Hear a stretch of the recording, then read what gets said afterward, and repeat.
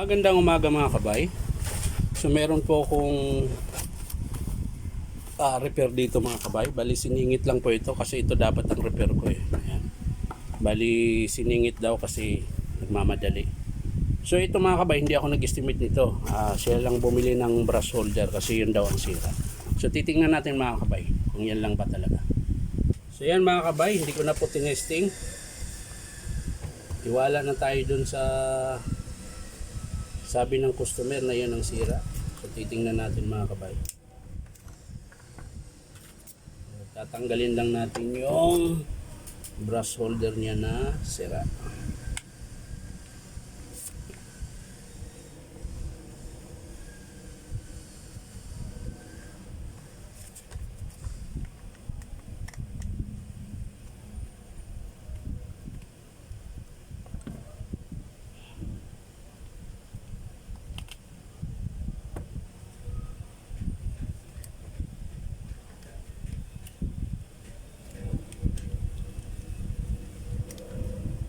Pinaantay mo lang Bert kasi hindi ko pa tapos yung isa eh.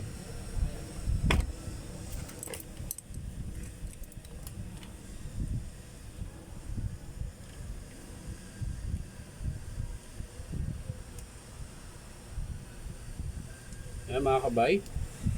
Buo naman yung field coil niya. Ayan. So kakabit natin yung brush holder niya. Ito po yung bagong brush holder mga kabay. May kasama na po siyang carbon.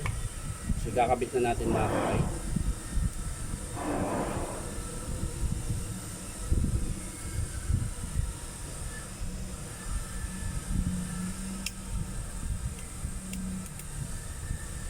Ayun, baliktad.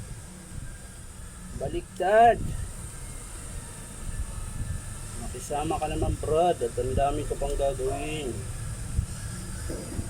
Yun.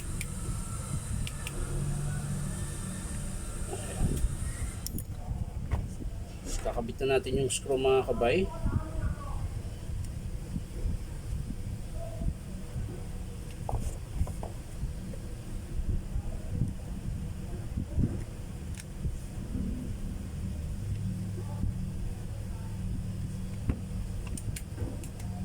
So yan mga kabay, titester natin kung gagana siya. So yun, meron.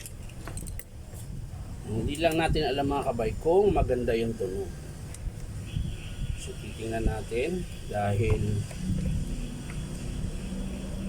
yung terminal niya ginawa lang din.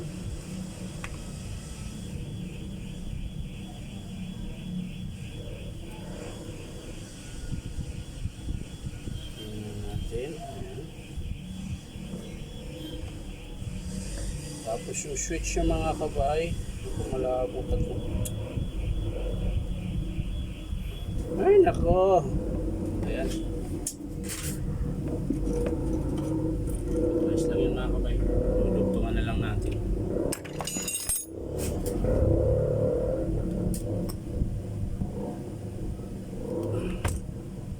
Di pa nahugot yung ano mga kabay.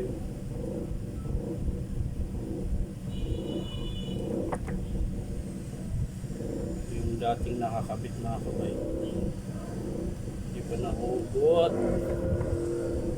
Lumabas ka na Brad. Lumabas ka na. Ayaw mong masaktan. Ay nako.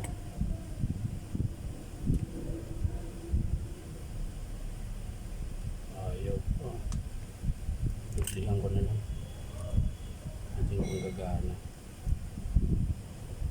Yun, ayaw. Ayaw mga. So yan mga kabay. Nagawa na natin ang paraan. Nahugot na natin yung dapat hugutin.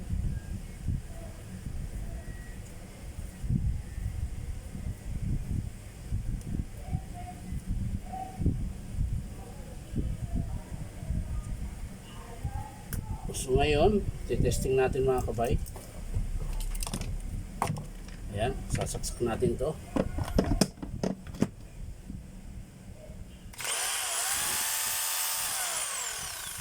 Gumana kabay. So, brush holder lang po ang sira. Ayan. Ito. So yan lang po mga kabay. Maraming salamat sa panonood at palike and share na rin po. Bye-bye.